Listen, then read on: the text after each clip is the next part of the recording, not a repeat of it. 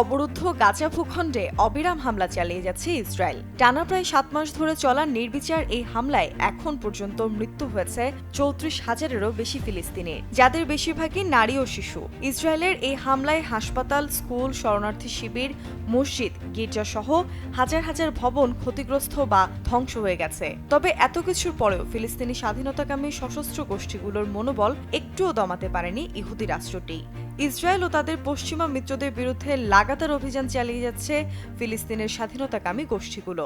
বিকাশে কম খরচে ক্যাশ আউটের লিমিট বেড়ে 50,000, প্রিয় এজেন্টও 2টা।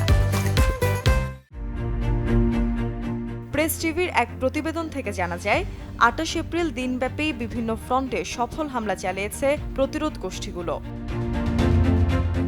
এদিন ইসরায়েলি সামরিক বাহিনীকে অ্যাম্বুশ করার দাবি করেছে আল কাসম ব্রিগেড। হামলায় তারা বিস্ফোরক এবং একটি F-16 রকেট ব্যবহার করেছে।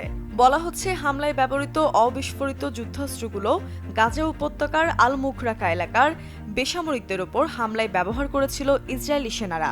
এছাড়া দক্ষিণ গাজার নেটজারিমে ইসরায়েলি সামরিক বাহিনীর কমান্ড সদর দপ্তরে মর্টার শেল দিয়ে বোমাবর্ষণ করেছে আল কাসম ব্রিগেডের যোদ্ধারা। অন্যদিকে জহুর আল ডিকের পূর্বে ইসরায়েলি সেনাবাহিনীর গাড়ির সমাবেশে হামলার কথা জানিয়েছে আল আকসা শহীদ ব্রিগেডের আর্টিলারি ইউনিট। বেশ কয়েকটি 120mm মর্টার শেল দিয়ে হামলাটি করেছে তারা।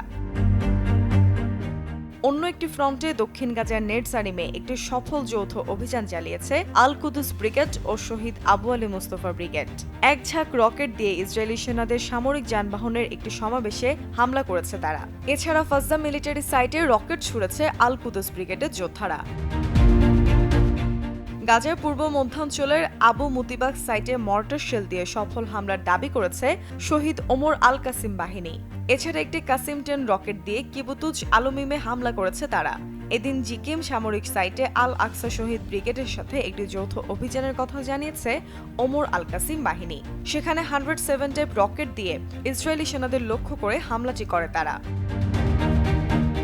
অন্যদিকে লেবানন সীমান্তে থেমে নেই হিজবুল্লাহ। নিয়মিত হামলার অংশ হিসেবে 28 এপ্রিলও বেশ কিছু হামলার কথা জানিয়েছে তারা। এদিন পূর্ব সেক্টরে সকাল থেকে বিকাল পর্যন্ত মোট 3টি সফল হামলা চালিয়েছে সংগঠনটি।